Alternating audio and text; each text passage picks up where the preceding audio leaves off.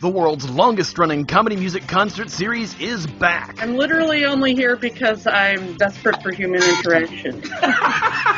That is the best ad for MarsCon, the comedy music track ever. MarsCon 2022 is taking place March 11th through 13th at the Hilton Minneapolis St. Paul Mall of America Hotel in Bloomington, Minnesota. Yeah, I haven't performed in a year. Let's do the hard one first. This year's event will have performances by The Great Luke Ski, Devo Spice, Insane Ian, Power Salad, Steve Goody, Versatile Fluff, Meow Meme, Rothschild, Bad Beth and Beyond, and this year's music guest of honor, TV's Kyle and Linzilla. There's only one thing to do if you want to go moo-moo-moo. You do the cow. Hopefully this year they'll remember to bring their cowbell. I couldn't find it! Ladies and gentlemen, we don't even have a cowbell. It's in the closet under a bunch of plastic Japanese crap. Worth it. For more info on MarsCon, visit marscon.org. I'm JP Tuesday. And I'm Kiki Cannon. As lifelong Disney fans, the work of countless talented Disney creatives have shaped our lives. Now, as the Disney catalog expands, we're taking a journey through film and television to discover if that spark that shaped us as children lives on in adulthood. Does your favorite Disney media still cast that same spell? Join us as we find out. We are Rewatching the Magic. Hi, Kiki. Hi, Tuesday. Breaking news, as we are recording, the news has broken that I guess we can't call them Netflix shows anymore, but the Defenders shows, Daredevil, Jessica Jones, Luke Cage, Iron Fist, Defenders, and The Punisher is coming to Disney Plus on March 16th. This is Canada, the United Kingdom, Ireland, Australia, New Zealand, and the United States. And because these Defender shows are TVMA R-rated, the United States version of Disney Plus is getting updated parental control. So little Billy doesn't end up seeing Jessica Jones and Luke Cage get it on right after seeing Encanto. So this is very interesting in that this is sort of an experiment in a way, because this is the first time the American Disney Plus, the U.S. Disney Plus, I should say, is getting mature content. Now, in other countries, it does have that, mostly because they don't have Hulu like we have in the States. So they're getting, depending on what country you're in, you can see the Pam and Tommy miniseries on Disney Plus, which is not something you would think about on the streaming service that has Mickey Mouse on it. Yeah. Outside of the US, Disney Plus is much more risque, but inside the US, it is absolutely PG-13 and below. But it seems to be changing, and I kind of hope it will very quickly. I would rather them just consolidate. I have both Hulu and Disney Plus myself, but honestly, I would prefer to pay just a little bit extra and just have it consolidated under one. I would as well. Disney taking that chance and having that mature content to see if it would work in the States. When Disney Plus launched, there is a banner that came up right before it launched of the properties that would be on Disney Plus, and one of those properties was the Deadpool movies. It's not on the American Disney Plus, but this now opens the door for that. Yeah, it would be another thing that I think would behoove Disney as they're trying to consolidate the brand, would be that now that they have bought Fox and they do own Deadpool kind of outright again, to move it over into one thing. There is that Marvel tab on Disney, on Disney Plus, that is. And it would be nice if when you click the Marvel tab, if you just got all of the Marvel stuff. I know you can't really get all the Marvel stuff. We've still got the, Sony issue. It would be nice now that the Fox stuff is dealt with. to consolidate again, and the American puritanical touchiness that Disney Plus is still dancing around. I think it would be nice if they would just go ahead and set up like they're doing. I mean, this is a great step forward. Put in your parental controls and have it so that if you're on an adult, account or whatever that has R-rated access, you could just click that button and have the entire catalog. Because I'd love to see stuff on there like, Logan. Yeah. And like Deadpool, and I want to click that Marvel tab and just have everything. Also, with Netflix raising their prices this month, it would get a lot of people to go to Disney Plus if all of those more adult-oriented, adult-rated films were on Disney Plus. It would make that more appealing. Are they moving S.H.I.E.L.D. over as well? Because Yes. I know S.H.I.E.L.D. is leaving Netflix. S.H.I.E.L.D. is, that's also going to be on March 16th. Okay, so that is moving over to Disney Plus as well. Yeah. Okay. That, it will be good to have that in the same vein. So I think that will consolidate all the television. Except for the ones that are on Hulu, such as like Runaways and Cloak and Dagger. Right. MODOK and Hitmonkey and stuff like that. That's going to probably be staying on Hulu for the time being, but I wouldn't be against the idea of bringing them over to Disney Plus, at least in the US.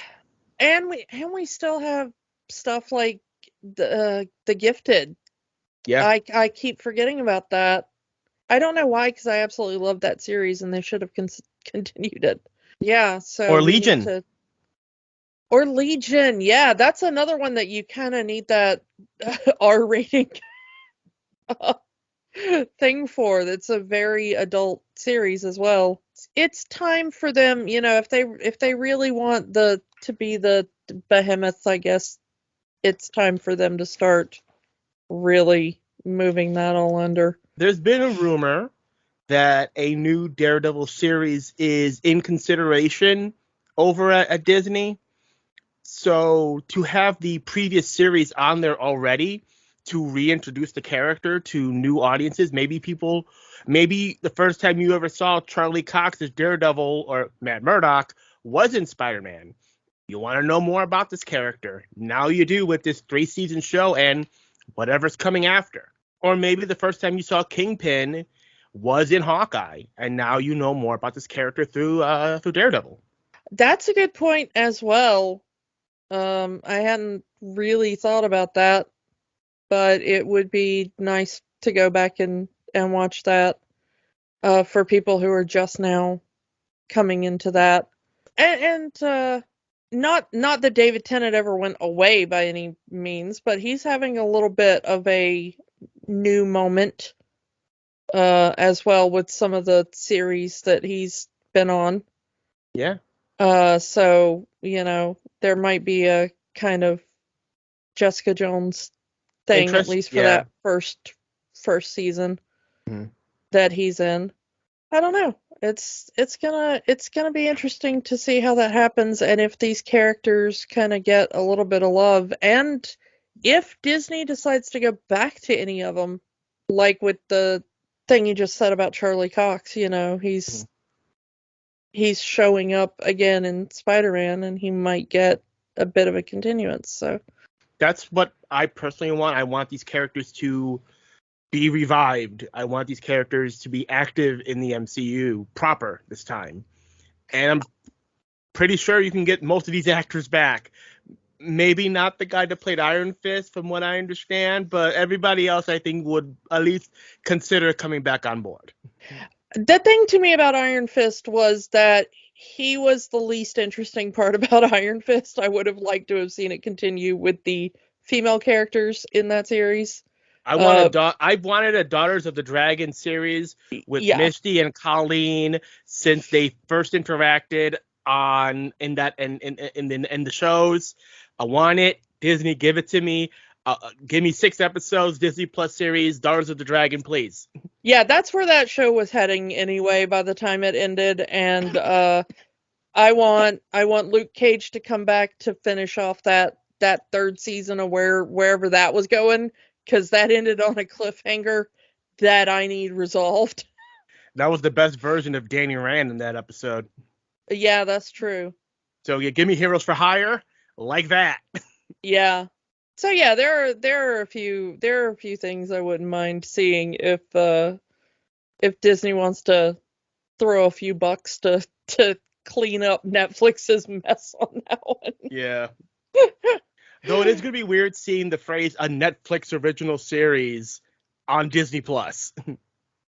Yeah, but I don't know. It's kind of an interesting move now that Disney Plus just kind of has all these other things where it's like Disney Plus presents a thing we bought from somebody else because we can.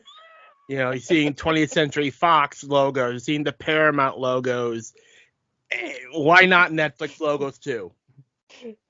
Dun, da, da, da, da, da, da, da, da, when you wish upon.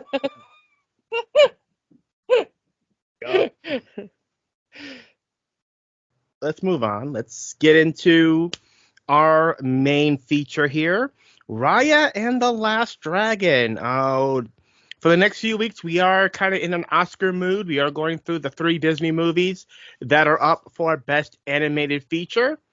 First up, Raya and the Last Dragon, which got released pretty early in 2021. March. So it's about a year ago, was the release of Raya and the Last Dragon. We talked before about the star of this movie. We can't really talk about this movie without talking about the star of this movie, Kelly Marie Tran. Kelly Marie Tran. We had talked about her last time when we did our Last Jedi episode. Yeah. And the hate that she got just for existing in Star Wars. Yeah, which was so, I don't want to say that it was entirely surprising to us, but I guess the level it reached was a bit surprising to us. She was getting like death threats. She had to go completely off social media because the sheer number of physical threats to her person by Star Wars fans. And it's not even the first time they've done that. I mean, they did it to the kid that played Anakin Skywalker, the actor that played Jar Jar Binks. One quit acting, one was driven to almost end their own life over the hatred by people whose favorite movie is Space Wizards. Yeah, it's really sad to me. You know, you can like a film, you can not like a film. I mean, that's kind of the whole point of this show, you know. It's liking films, not liking films, talking about what we liked and didn't like about films. But my goodness, that level of hate for somebody that's just doing a job. You know? Even if they don't do the job particularly well, it's just a person doing a job, for goodness sakes. You can hate the character, fine, hate the character all you want, but when that hatred extends to the actor portraying the character, that's going a bit too far. And also, like, it's a story, it's a movie, and yeah, it's like stories and movies are important, but like it's not the end of the world. It's just a movie. Go find something you like better and love that. This was the thing she did after that. I loved that Disney kept her around. For all, people hated her character and wished her dead. Guess what? She's a Disney princess now. Boom. Yeah. I mean, Raya is not, at least as of this recording, part of the Disney Princess official line. But she is a princess, and she is in a Disney movie, so I'm going to count it. Yeah, I mean, I'm fully okay with calling her a Disney princess. She is a princess in a Disney movie, so yeah. And she does wonderfully in this movie. A very meaningful story, this, like you said, this is based on Southeast Asian culture. Her parents were Vietnamese refugees during the Vietnam War and came to America, and she was born in America. It was very nice to see her have the chance to take this lead after all of that. Let's just jump into the cast then, since we're already talking about them. Along with Kelly Marie Tran, the other main character we've got in here is the dragon, the titular last dragon of Sisu, which is played by Awkwafina. Nora from Queens herself. Yeah, I don't think we've really had a chance to talk about her before on the show. No. Because we haven't actually made it far up enough in the MCU yet to talk about Shang-Chi. But, she's now in the MCU through that. Starting her career as a YouTuber, doing funny rap songs on YouTube.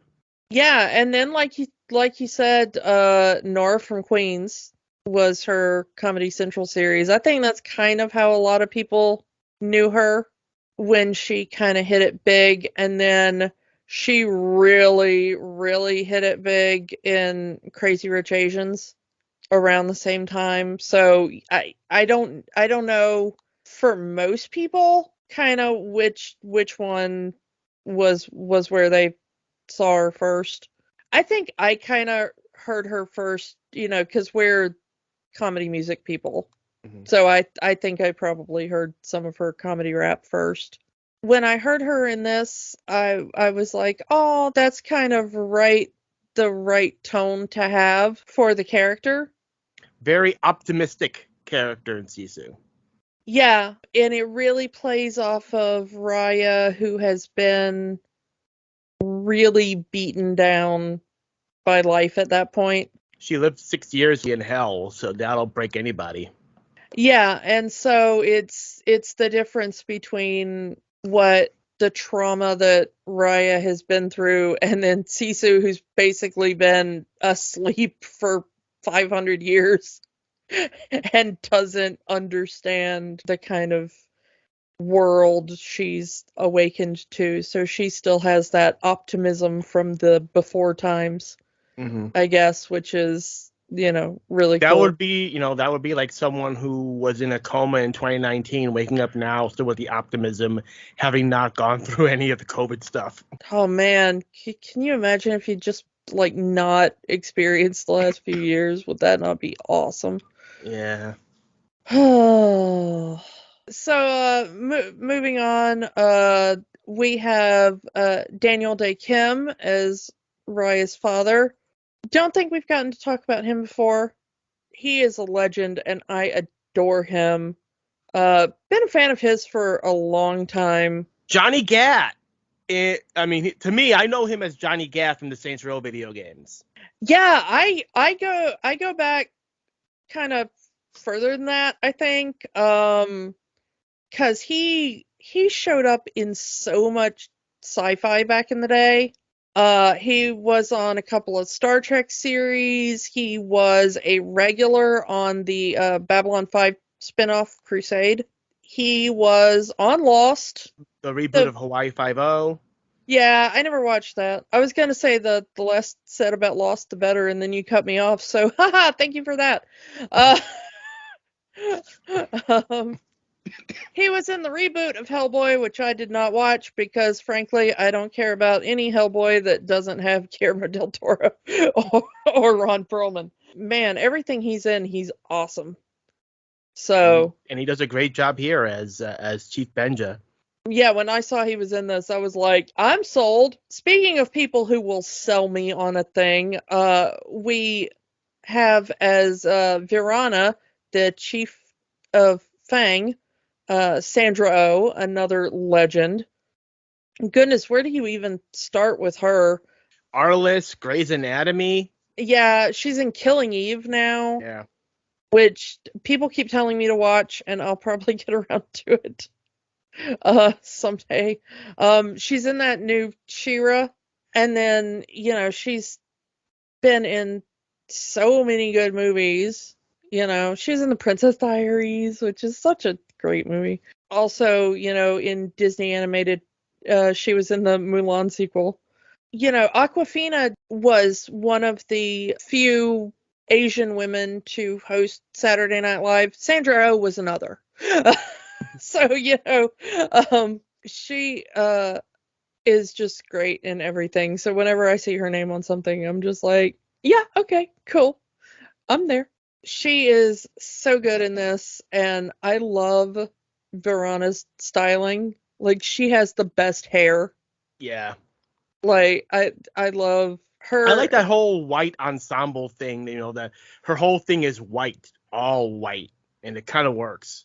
Yeah, because she's got the really cool gray hair with the undercut, and then she's got the all white ensemble to go with it, everything, And then playing her daughter, Princess Namari, we've got Gemma Chan. Talking about MCU actors. Oh my goodness, yeah, she has played like everything in the MCU right now.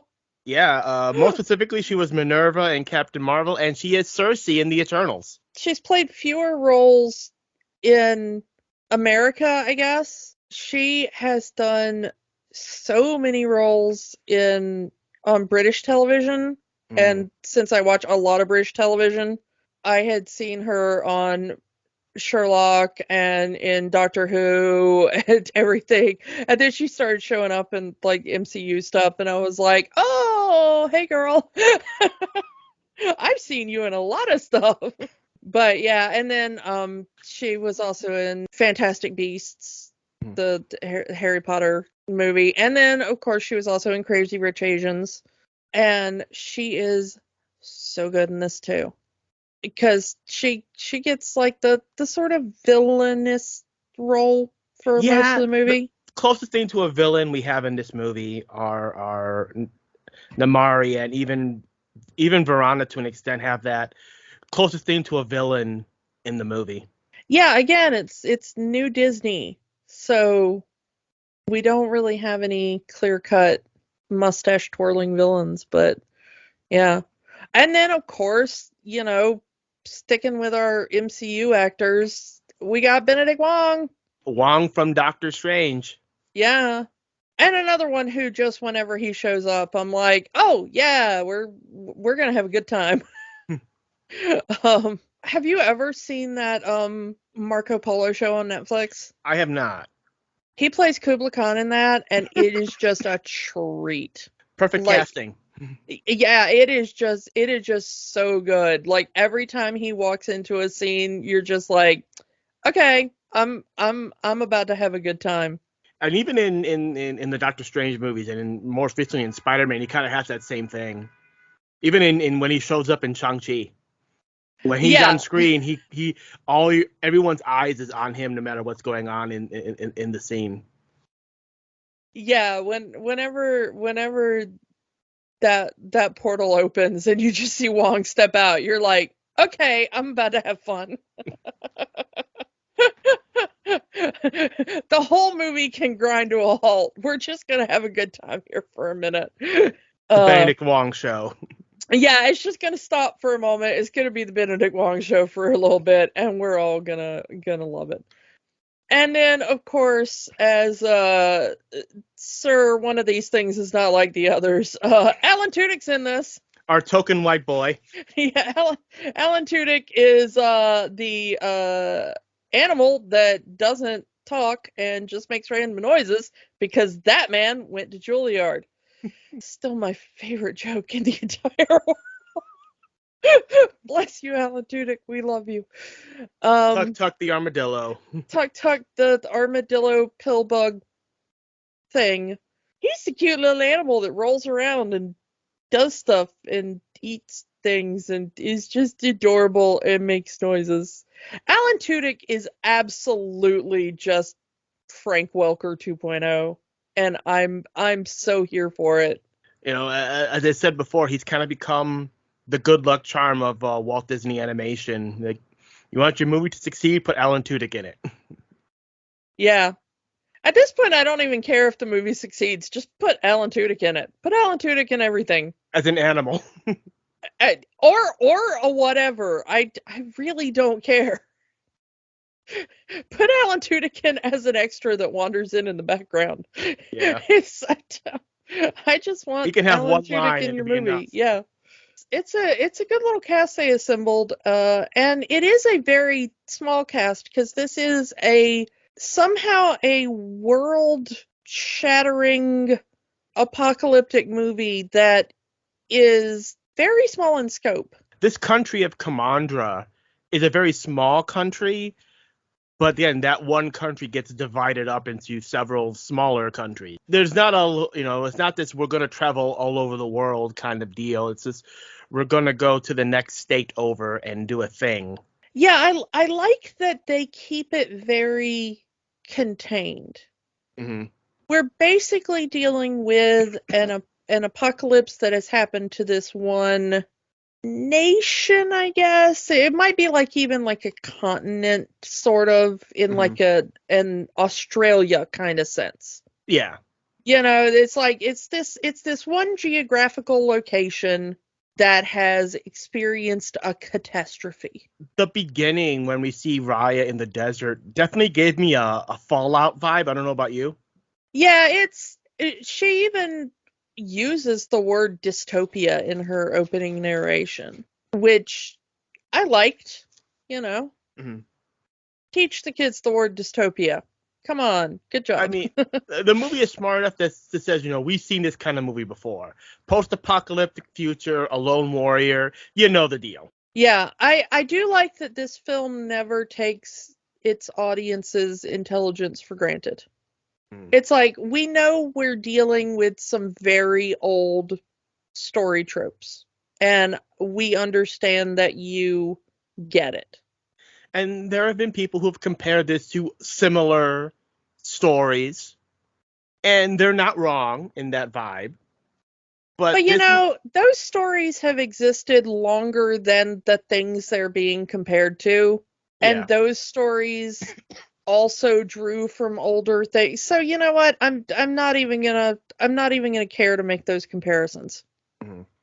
Everything draws from everything else. There are no new things under the sun. Everything is a remix, and it was long before we were born, and it doesn't matter. For lack of a better term, as we kind of mentioned earlier, the closest thing to a villain we get in this story is the Fang Nation, specifically their queen and their princess, as they are the ones that come up with the plan to steal the dragon gem to begin with and cause the end of the world in the first place, because all of the nations believe that because the Heart Nation has the dragon gem, that they are filled with prosperity. That's why everything good happens to their nation. So now they want it. And in this attempt to steal it, set off this apocalypse that now ravages the world, and people are dying daily. And I do like this one part towards I think almost towards the climax, where Verona is saying that she doesn't want the world to be saved, because if the world is saved, everyone's going to blame them and come after them, because it's kind of their fault. And, she's not wrong in that. But here's the interesting thing is that at the beginning of the film, Chief Benja says to, young Raya, everyone kind of hates Heart because they think that the prosperity in Heart is because of the dragon gem. Immediately, Raya is like, well, no, it has absolutely nothing to do with that. It's just a gem that sits there. He says, yes, but everybody has assumptions about us, just like we have assumptions about them. And that's a nice little lesson there. A little bit of, again, this is a movie intended to be seen by children. So to kind of teach the lesson to the children watching of prejudice, everyone has a prejudice about someone or something.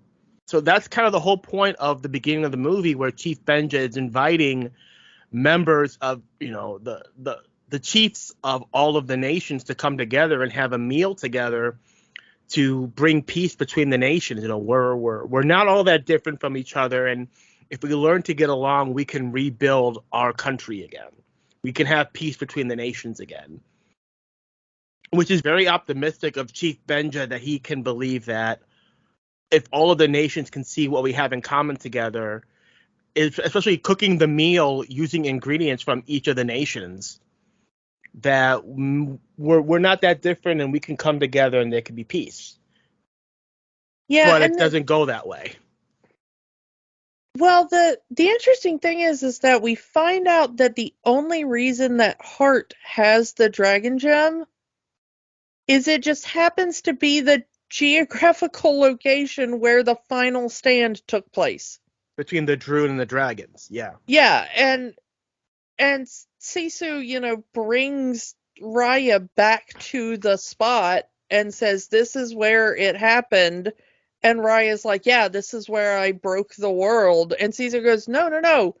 This is where we created the dragon gem. And look, here are the statues of my dragon brothers and sisters. And she was like, I didn't even realize these were here, because they've been there for 500 years. They're grown over with ivy and stuff. You find out that the only reason Hart had this gem in the first place is because that's just where it happened. It was dumb luck, basically. The people who were there were like, okay, well, this one stone is the only thing keeping the monsters away. We better guard it and make sure nothing happens to it so the monsters don't come back. That's it. That's the entire reason it happened. And I do like at the beginning, Raya says, well, people being people, they're going to, instead of this cataclysmic event bringing people together in peace, it just caused more war. We did not intend to have this movie at the time. It is happening right now. Yeah, I mean, we had this movie because the Oscars were coming up, and then stuff happened. Or, even ignoring that, a virus going around the world, you think that would bring people together and want to protect each other. No, because people are people. Yeah, it's really awkward that they spent years making this movie and then it got pushed back because of a pandemic and released in the middle of a pandemic. And the thing that the monsters are constantly referred to as a plague. Yeah. It's like, okay, things we didn't see coming, And Sisu even says that the literal plague is a manifestation of humanity's own hatred, which some have said is even worse than COVID. The thing is that the dragons in the film are basically representative of humanity's goodness and optimism. And the Droon are the representations of, all the bad stuff. Humanity's hatred and warlike nature and jealousy and whatnot. Jealousy and, betrayal and mistrust and all that. And so the thing is that when the dragons, the last of humanity's optimism, came together and created this gem, it did drive the Droon away, but because humanity was still mistrustful, it also fractured the continent. It fractured this nation of Kumandra. So they were still never whole. It's probably not a coincidence that the people still tending to the optimism were also the only nation that was seen to be prosperous. I didn't see it. I didn't think about it that way, but you're right. people being people, they see, as there's that phrase, misery loves company. When you see someone succeed, there's always going to be people who are going to hate that person simply because they're succeeding. No other reason. And that's kind of feeding the negative energies, the negative feelings from the other nations onto Heart. Because they're the prosperous ones, because they're the positive ones, and everyone else saying, well, why are they successful? Why can't we be successful? And just have the jealousy. And we see the members of the entire nation, once they see the gem, they're all reaching for it, grabbing it. Mine, mine, mine, which causes the shattering of the world. But the thing is that we see the other nations throughout the course of the film and what it's like, inside Heart. Yes, Raya and her father are good fighters, but they are good fighters because they are defenders of the Dragon Gem. So they have specifically trained for the protection of the Dragon Gem. We don't really see like a big Heart army or anything. We see a lot of farmers, we see a lot of artisans, we see a lot of like weavers and all that kind of stuff in the background, but we don't really see like a warlike nation. The army is consisted of the king and the princess. Yeah, it pretty much seems like that, and they just seem like a generally chill kind of people. But when we go to like Talon, I think it is, right? That's all on the water, and it's a entire nation of like pickpockets and greed. And we go to Tail, and it's just like a desert. I mean, there's 5 nations, but if they had split this up into 7, they could have easily done each nation being one of the 7 sins. It kind of is, and then Fang, we eventually see Fang when we get there, and Fang is talking about their need to expand because they have become an isolationist nation to escape the Droon. But in their isolation, they've also overexpanded their own borders because they've not been judicious about land usage and their management of resources, and also they're over militaristic compared to using their resources to feed their people or whatever. Mm-hmm. And so now they're talking about, well, we need to go out and take land from other people and take resources from other people so that we can expand, because we can't stay on our tiny little isolationist island anymore. Then we see Spine, which by the time we see it is, they've been overrun by the Droon and everybody's been turned into statues. But they were an entire warlike society that was, just axes and, Mm-hmm. traps and all this kind of stuff. And so once again, it also seemed like they weren't managing resources very well and also very militaristic. And, again, it seems like even before the breaking of the gem, Heart was prospering because Heart was the only one that was caring for its people rather than preparing for an upcoming conflict or warring with its neighbors or trying to be greedy and take from others, or and we know that when Namari is talking to Raya when they are children, and Raya's asking all the questions of, do you like this better than that? She gets like, which do you prefer, stew or rice? And Namari says, well, I haven't had rice in so long. Well, of course she wouldn't. Rice takes quite a lot of land to cultivate, and it's a very specific and, all this kind of stuff.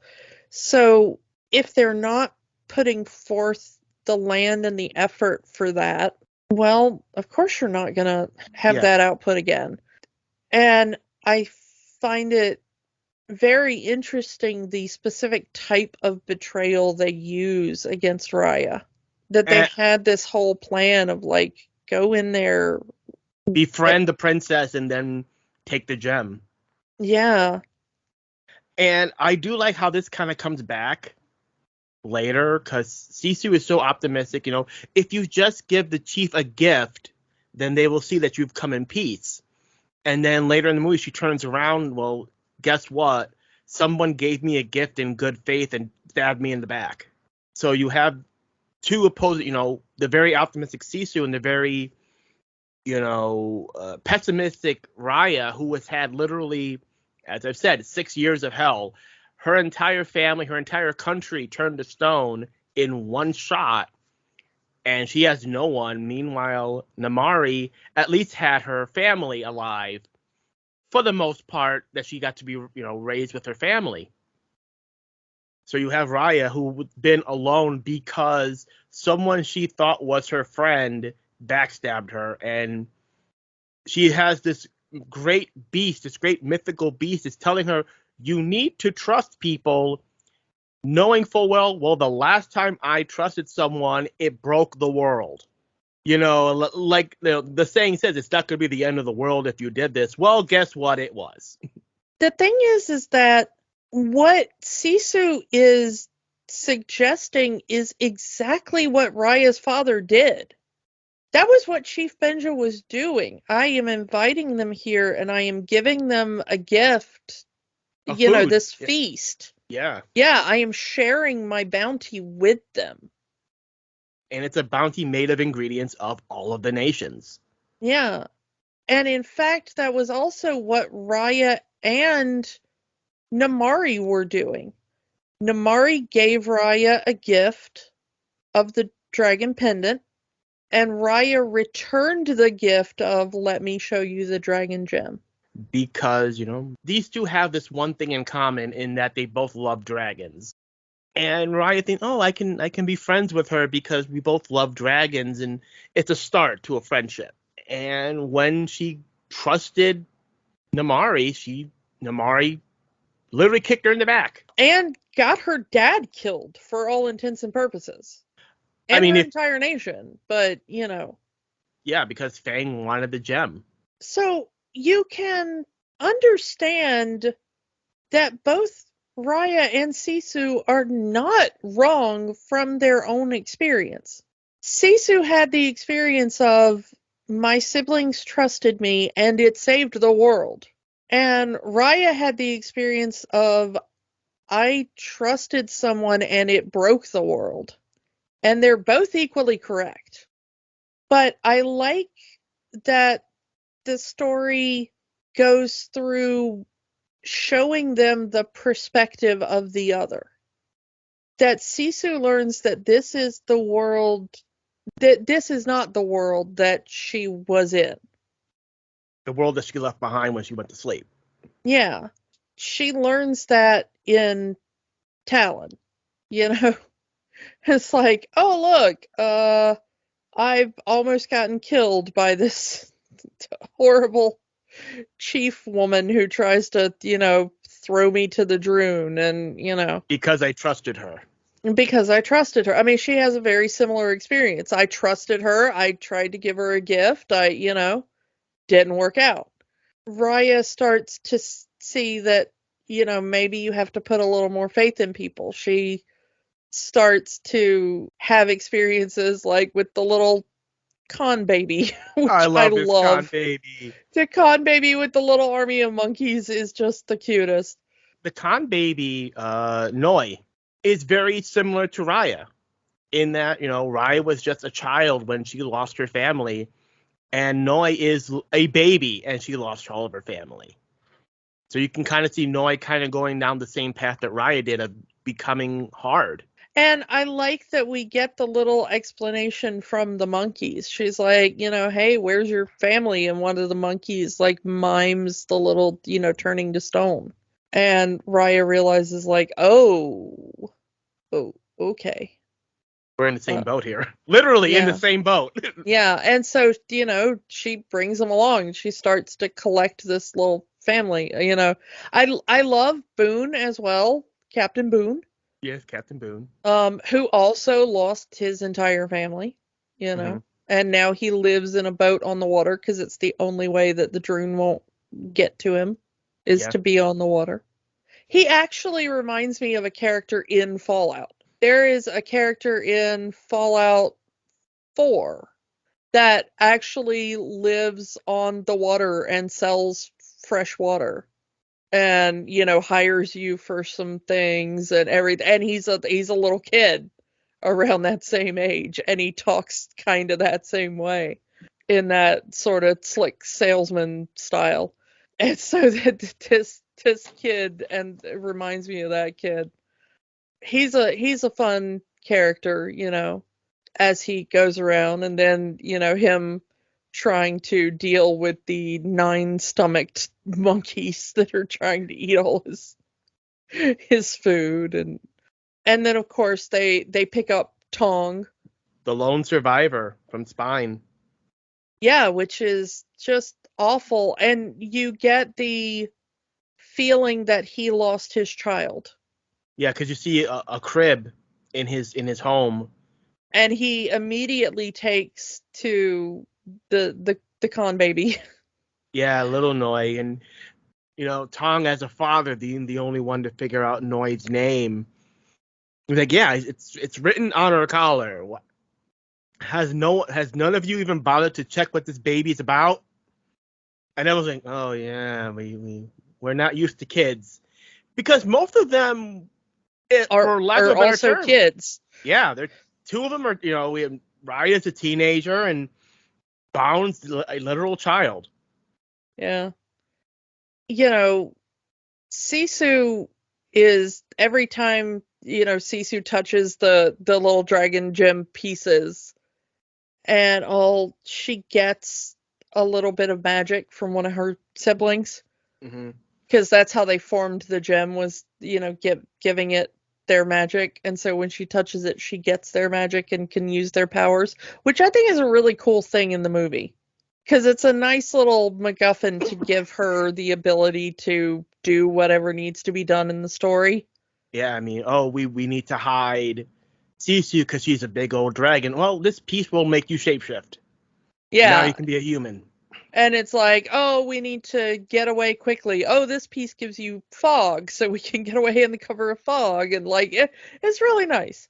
But that part where she comes to save Raya in Spine and reveals herself as a dragon, Namari is just frozen, because it's like, oh my god, there's an actual dragon. I've spent my entire life wanting to see a dragon, and now there's a dragon. And then everybody else in Raya's party is like, wait, is that weird chick actually a dragon? But that moment on the boat where Raya's like, you can't come with us, it's too dangerous, and everybody on the boat is like, where else are we gonna go? Yeah, there's nowhere else to go. The entire world is dying. Pretty much everybody is like, we have lost at least 2 whole countries, because everybody in Heart is dead, everybody in Spine is dead, everyone in Tail is dead. Yeah, we kind of think everybody in Tail is dead, because we've never seen anybody from Tail, I guess, at this point. We see the chief, who has literally a skeleton from trying to guard her gem piece. Yeah, there were 5 countries, and now there are 2, I guess, now. One is a country of thieves and one is a country of war. So the planet is not doing, or at least the bit of the planet we're focusing on here, we're not doing well. What are we going to do? Stay on the ship and hope it works out well for you? No, we're coming with. But I like the fact that they go through the plans of everybody, and I like the fact that it's done kind of like a weird little anime when Boone is setting out his plan. And he's like, no, I'm going to go in there and I'm going to do that. And there's all these little panels coming up showing his plan. And the very, very, very fine line where he says the acts of bad axery. Yeah. The acts of bad axery. Yeah. Like if you're not paying attention, a mama might hear, oh, what did that kid say? Oh, he said axery. Yeah. But then I love that it gets to Sisu's plan, and she's like, and then I go up and I give her a gift, and she's like, oh, thank you for giving me a gift. Let's be best friends. And everybody's like, no, that's not going to work. We're going with Boone's plan because it's dumb, but it's not as dumb as that. I think that the climax to all of it, Sisu has gone through the whole thing of showing Raya where it happened. We get the full backstory of her siblings put all their magic into this gem.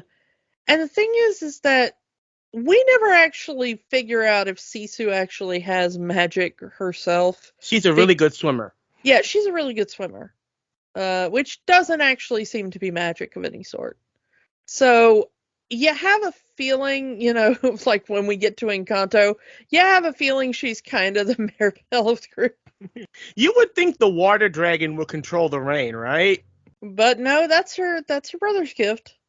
But we've gone through that whole thing, and she convinces them, like, no, you just have to trust Namari.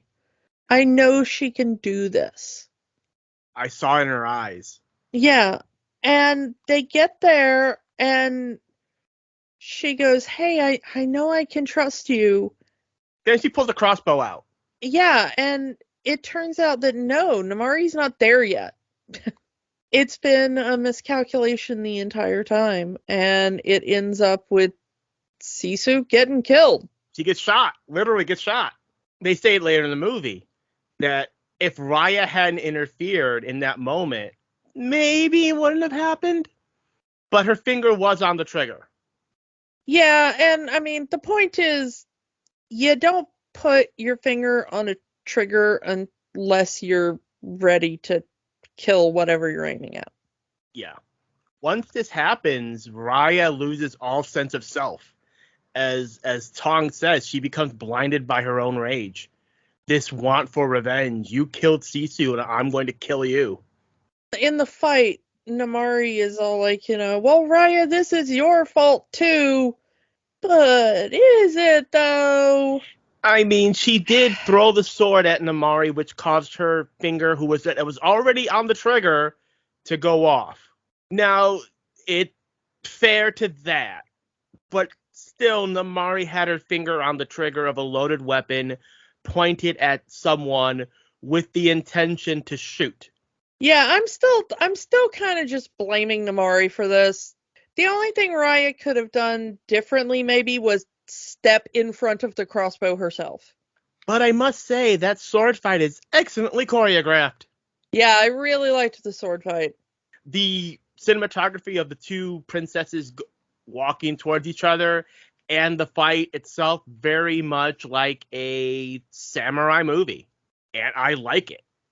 Every fight in this film, very well animated, very well choreographed. I love all the fight scenes in this film. Mm. And all the little, the trap dodging and, all that kind of stuff throughout the various scenes in the film. So good. The thing to me about the resolution of the film, they finally stopped fighting because the Droon have basically destroyed everything. And they're literally the last living people in the world. Yeah, it's a complete apocalypse. It is a complete destruction of at least the society we see. Yeah. As far as we know, these are the last people in the world. And the magic is fading because of Sisu's death. The magic is fading from these pieces of the gem. Yeah, the thing that has been protecting them for the entire film is the water. And they connect the water to the dragons. They say the dragons bring the water. So with the last dragon gone from the world, the water dries up. All of the rivers and everything have dried up. And there is nothing to protect them. And throughout the movie, we see the pieces of the dragon gem driving them away, and that's no longer working because the magic is fading from the gem. The light and the gems are fading. Yeah, so we have the few people left, Raya's group and then Namari, who has the piece that Fang had taken, kind of driven into this little, cave. Finally, Raya says, give me the gem, and they say it won't work, and she says, well, give the gem to Namari. And they say, we won't trust her. She's the one that broke the world. She's the one that caused all of this. And they're not wrong. As Sisu says, trust. Like her siblings trusted her, even though she herself wasn't sure that she could do it.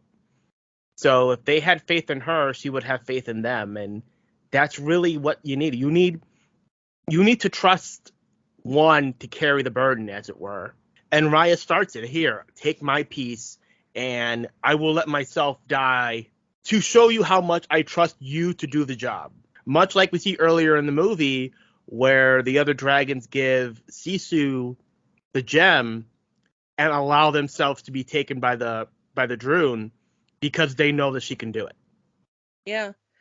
And the thing is that I like how much it mirrors Benja's last words to Raya before he throws her off the bridge. Is he tells her, don't give up on them. Don't give up on humanity. Because that's what had just happened. He trusted the other people of Kumandra, and they betrayed him. But even as he was about to be taken by the Droon, the last thing he wanted for his daughter was for her to have optimism and hope and faith in people. Optimism, hope, and faith in people. Yeah, a lot of us have lost that over the last 3 years. Yeah, I'm not gonna and lie. it is interesting. And the thing is that right before Sisu died, that was the last thing she was saying, was that, I trust you, Namari. I have faith in you that you will do the right thing. And that is Raya's last statement as well. The rest of her group does the same thing.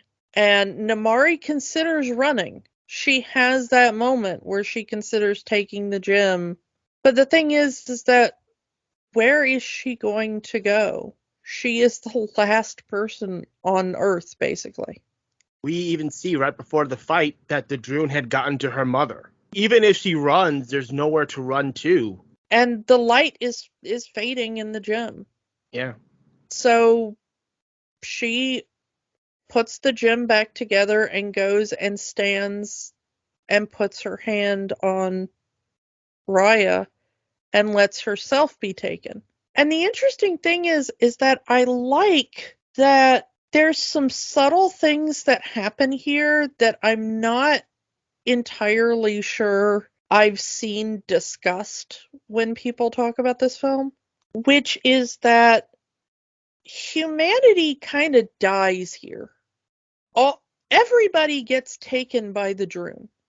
There is no one left. But her last act was to rebuild the gem, which means that the only thing of humanity that remained was hope. So the thing about humanity that died was the hatred. And it's a nice visual of seeing all of these team members, members of all of these nations coming together in that one moment.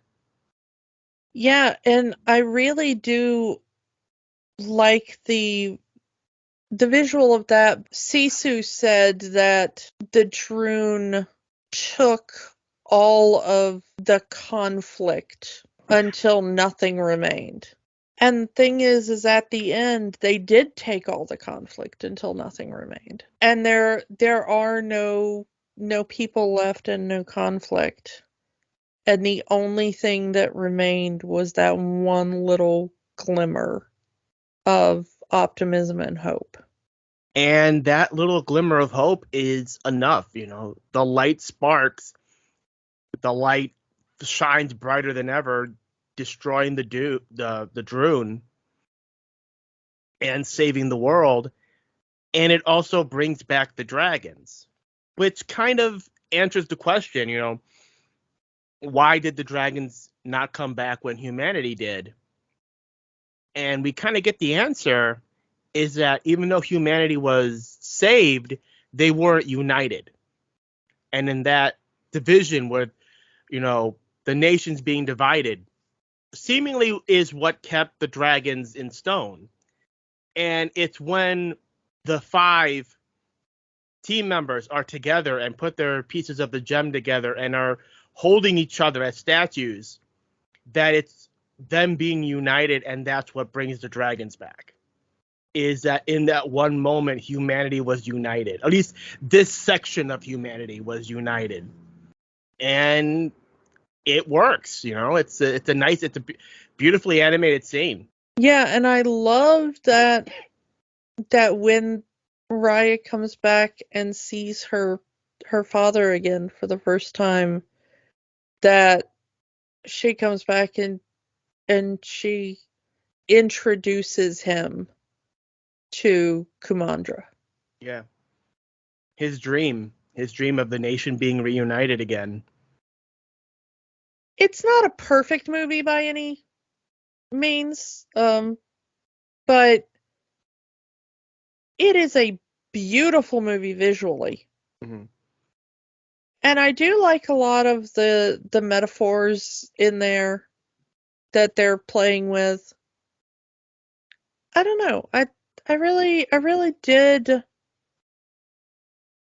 enjoy a lot of it. I did. I felt that, this is a solid 2-hour movie. It does drag a bit in the middle.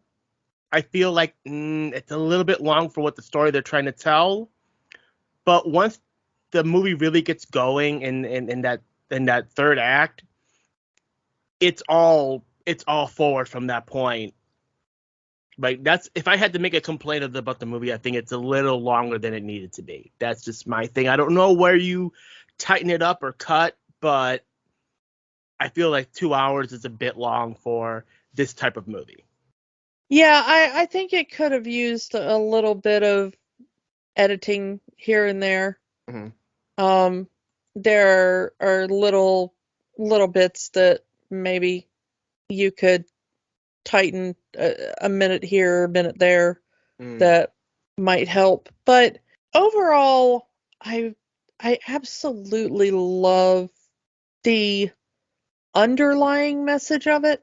That message of don't give up hope, and it's a message that I think we needed at the time it came out, and a message that we still need, that don't give up on humanity.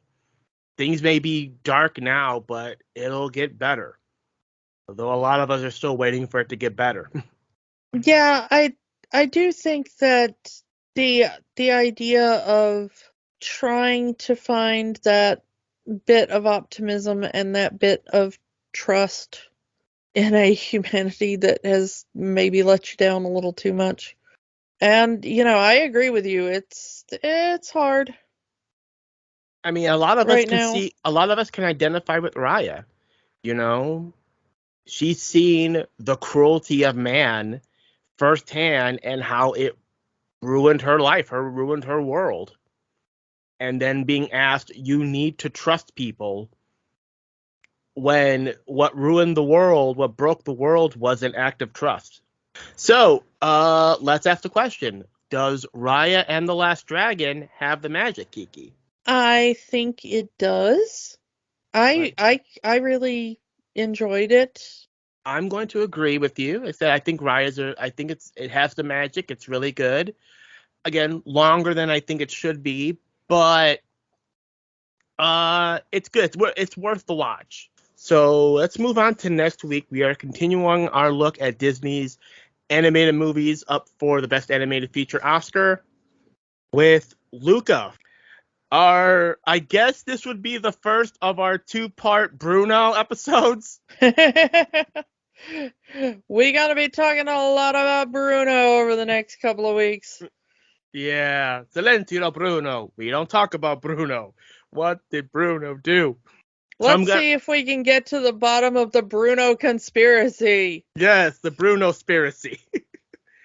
So, come back next week for Luca, and we will talk to you all next time.